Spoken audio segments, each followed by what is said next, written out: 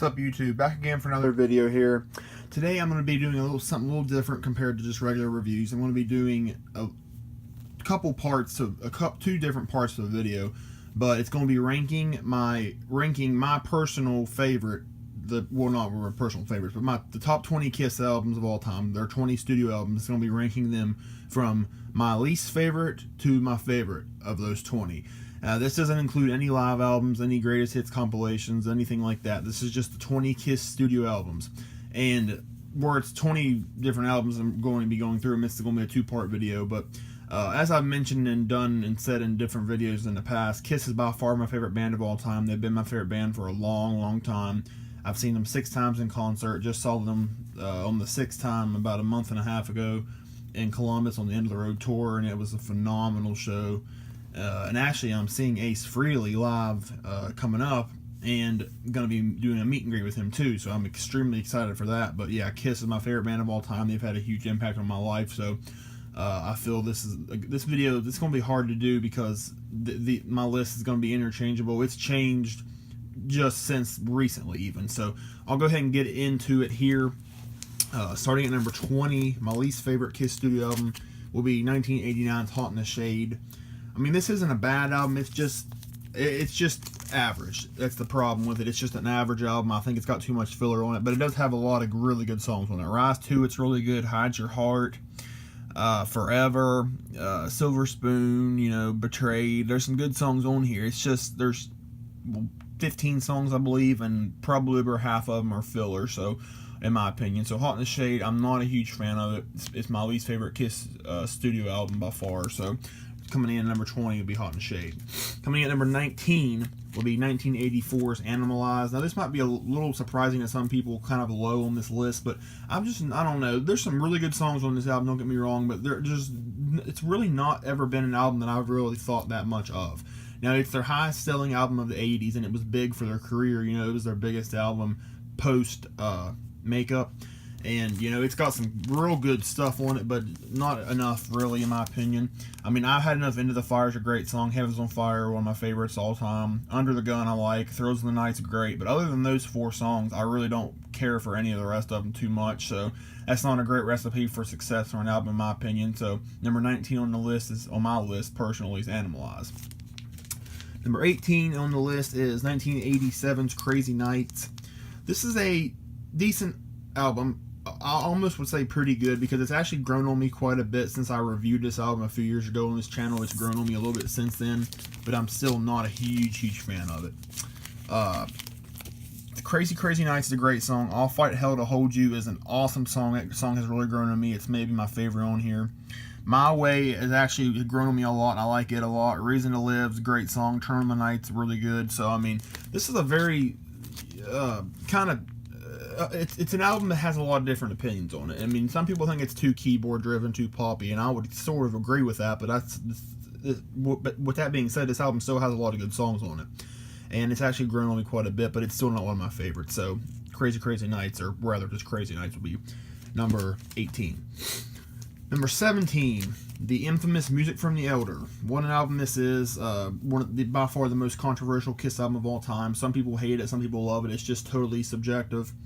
And I'm kind of in the middle of hating and loving it. I think I'm right in between. So I think it's okay, but it does have some real good songs on it. I'm just going to say that. The Oath is one of my favorite Kiss songs ever.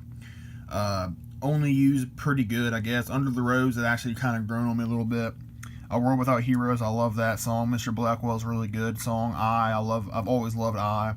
So Music from the Elder does have some good stuff on it. It's very different and very strange for a Kiss album, but it is still pretty good, in my opinion. Okay, at least. So Music from the Elder coming in next. And the next one on my list is 1983's Look It Up, their first album without makeup. Some people think it's the best non-makeup Kiss album, or at least 80s. I don't agree with that personally, but it is still a okay album. It's definitely not bad. It's got some good stuff on it. Exciter, I really like Exciter. Look It Up, it's a big hit, of course. Young and Wasted is pretty good. All Hell's Broken Loose, I like that one. A Million to One is an absolutely amazing song. My favorite on here, and one of the most underrated Kiss songs ever. Fits Like a Glove's okay. So there's some good songs on it, but it's never really done too much for me. But it's definitely an album I would listen to. So Look It Up is the next one on the list. And coming in next is Carnival of Souls, the final sessions, which was obviously supposed to be out earlier than it was, but it got released in 1997 with Bruce Kulick and Eric Singer. This got released during the reunion tour. That's why the album didn't come out in the first place, but it's very grungy. It's very 90s kind of Seattle, bass, but I really like this album. I think it's got some really good stuff on it. The first half of this album is killer. The second half is kind of lackluster, but I love Hate, Rain, Master and Slave, Childhood's End, I Will Be There, Jungle. Those are all awesome songs. I mean, those are really good songs. Now, it's not really Kiss-like because it's very grungy and metal-like, but it is still a solid album, and even though the second half of the album keeps it down on my list, but it's still, the first half, I really enjoy it. Coming in next is Kiss's 2009 release, Sonic Boom. I don't have this album on vinyl. You see there, it's actually autographed by Tommy Thayer and Eric Singer, where I did the meet and greet with them. But Sonic Boom is a pretty good album. It really is. I mean, it's not like a great album by no stretch, but it is pretty good. Modern Day Delilah, I love that song. Never Enough's good. Stand, I love Stand. All for the Glory's good. When Lightning Strikes, Say Yeah. So there's some good songs on here.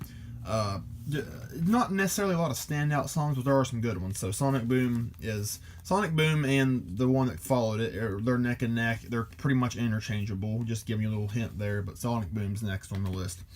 Then, like I said, next one will be Monster. I think Monster and Sonic Boom are very interchangeable. It really just depends on what day it is, which I like better. But for now, I'm going to say Monster is a little bit better. Hell or Hallelujah is a great song. I like Wall of Sound. Shout Mercy, Long Way Down. Out of This World, All for Love, Rock and Roll. So there's some real good stuff on here. I think this is a heavier album. I think it's a little more consistent maybe than a Sonic Boom. But yeah, Monster's next on the list. And then we have my favorite non-makeup 80s Kiss album, Asylum. I think this album's underrated. I think this is a very solid album. It's got some real good stuff on it, and I think people kind of sleep on this album a little bit. King of the Mountain, very good song. Who Wants to Be Lonely is awesome. Trial by Fire is awesome.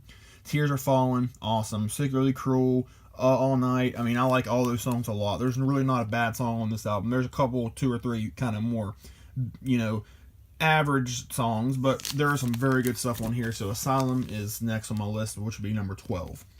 Coming at number 11, the last Kiss studio album of the 70s, Dynasty. I'm a big fan of that. Well, no, not really a big fan, but I'm a fan of this album. It's got some very good stuff on it. Some underrated stuff, even though some people don't like it as much because it's more poppier and disco influence. It's kind of started that trend. But, there's some real good stuff. I Was Made for Loving You is amazing. I love that song. Magic Touch is amazing. Sure Know Something's awesome. 2000th Man, Dirty Living, Charisma. There's some good songs on here. So Dynasty will be number 11 on my list. So yeah, that's numbers 20 through 11 of the Kiss studio albums.